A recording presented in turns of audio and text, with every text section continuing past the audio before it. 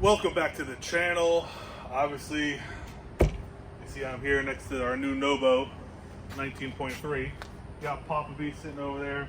But this video, we are going to see if my Harbor Freight maximum 20 amp generator can power my 30 amp trailer.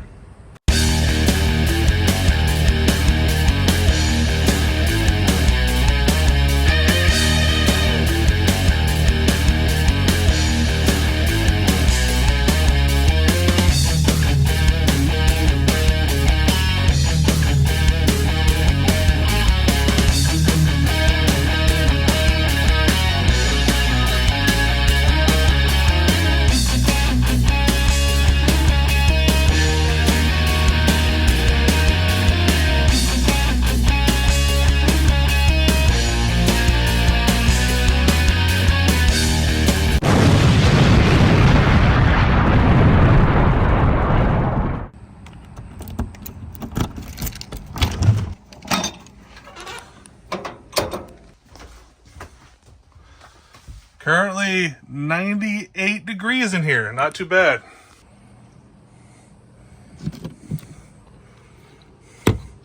Go watch out for the light bulb. Let's get this in here. Got my fancy bags from found on Amazon. So I stand corrected. It is 25 amps, not 20. I thought it was 20 for a minute. So you must not exceed 25 total amps. Proof, not making it up. And it's the 3500 watt. So let's go ahead and plug this bad boy in here.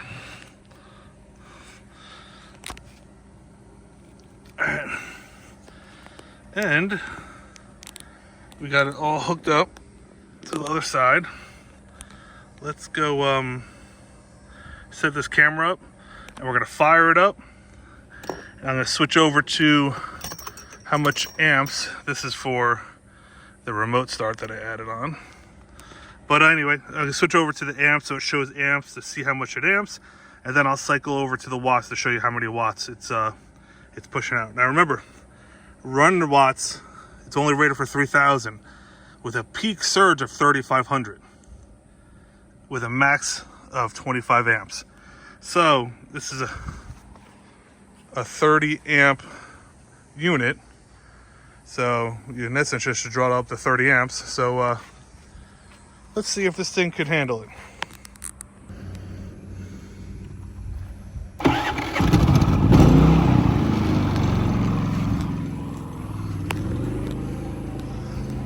On. Let's turn that AC on. I'm not going to mess with the microwave. I already know, we've already tested it out. And with the compressor of the AC on, with that compressor on, with that heating, no bueno. So we're not going to bother. So with the door open, it dropped down to 96, but let's go ahead and turn this baby on cool high. Up. Just heard the generator kick on. Let's go check it out. All right, let's see what we got here.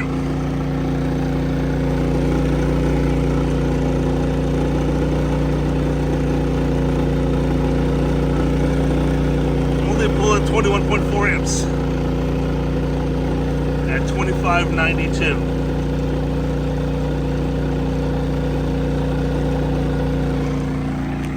So that's a little lower than I expected.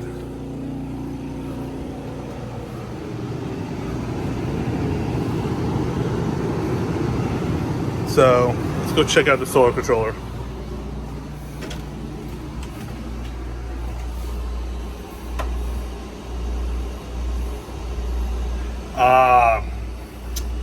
That's why. So as you can see with this is showing that it's on solar and the batteries are already full. So the solar controller is not drawing anything. So anyway, you can tell that once the batteries are full, it's only pulling 21 amps, which is kind of on the higher end of what the generator is rated for. However, more than enough. And I could tell you, I was kind of wishing that it would show what it actually could do.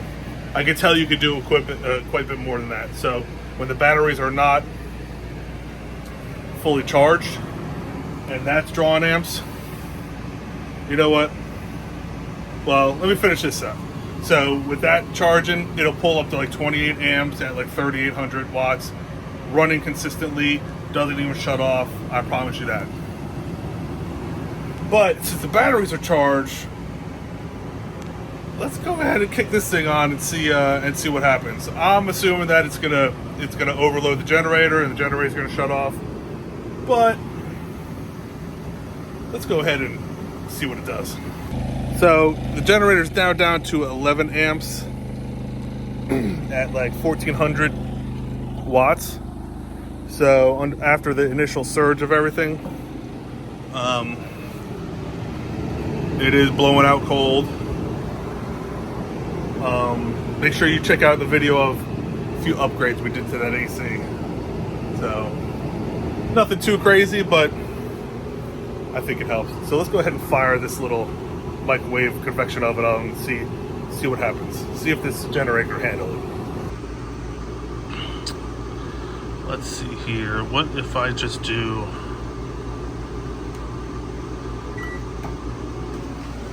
Uh-oh.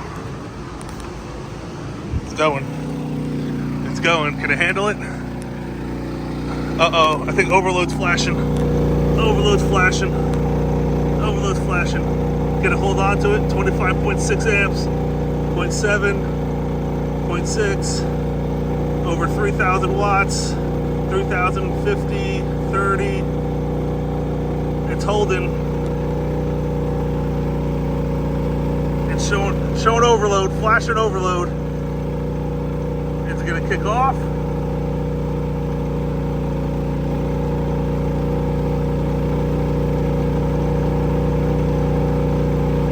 I don't think so. 25.4 amps. Constant pulling. Still pulling over 3,000 amps. Consistent. Or 3,000 watts, correction. And we still have the eco on. Not saying it's really in eco mode right now.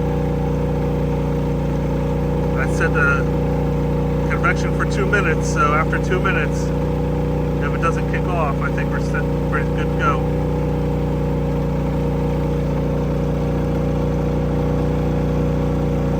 Still 25.7 amps at just over around 3,050, fluctuating a little bit, 3,050 watts.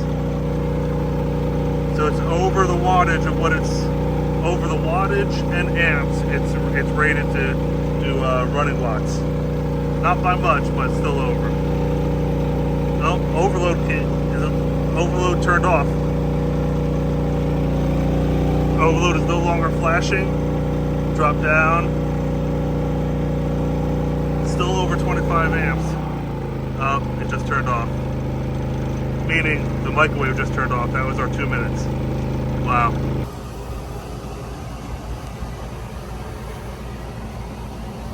So as you can see, we're down to 95 degrees, so we are still cooling, obviously.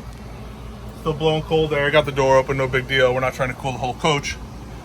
But as you can see, the little 3500, you know, if you know me, you know me. That's my little baby out there. Love that thing. It's been through, I think, 2 hurricanes now, maybe. Been through the last one. Multiple primitive camping spots. Have over 650 hours on it. With the only thing we've done is oil changes, and as maintenance, oil changes and spark plugs.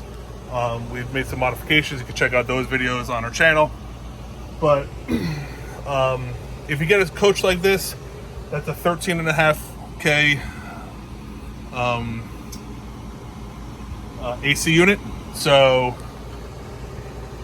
theoretically, you could probably do a 15K. I'm not going to tell you can because I haven't tested it, so I'm not going to put my word on it if I haven't already done it. But theoretically, you can.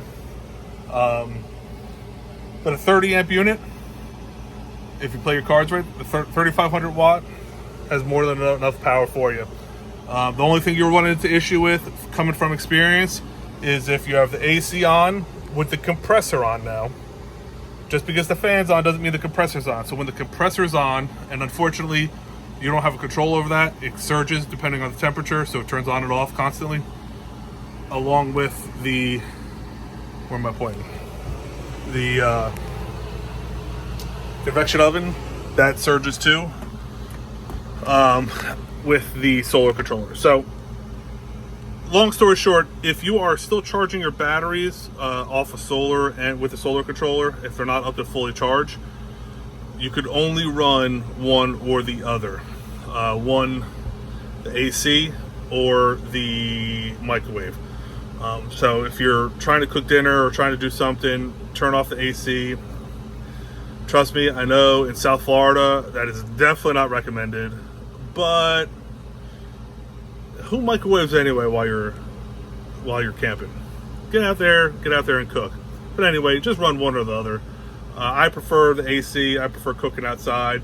If you do need to use the convection, turn the AC off, or you will overload that generator while you're charging the batteries. We just proved if you're not charging the batteries, your batteries are full. We just proved you can run both at the same time. So yeah. And for Harbor Freight news, I've been going back and forth.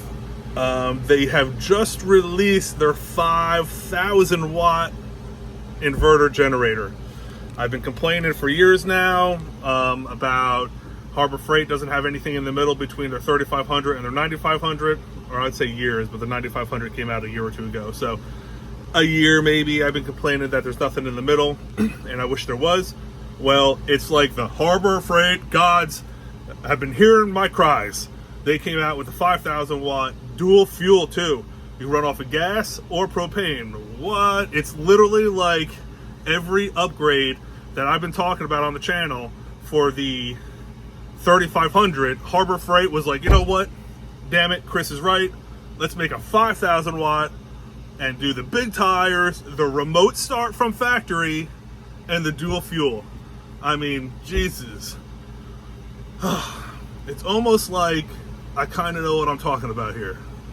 Man, if I could only make money while doing it. Story of my life. I have these great ideas and I just can't capitalize on it. So, whatever. You know, it's all good. I don't know. Mari's putting up a fight with the generator. Even Caden's in on it, telling me not to buy it. We already have one. But if you know me, you know me. You know it's tearing me up that I want the latest and greatest, that 5,000 watt to test it out for you guys. If y'all think I should get it and deal with the ramifications of an upset wife and an upset son, but you know, do it for the views and the subscribers. Comment on this video, let me know what you think, and as always, guys, we appreciate you checking it out. And if you haven't already, hit that subscribe button, hit that notification so you know when new videos come out. And as always, we'll see you out on the trail.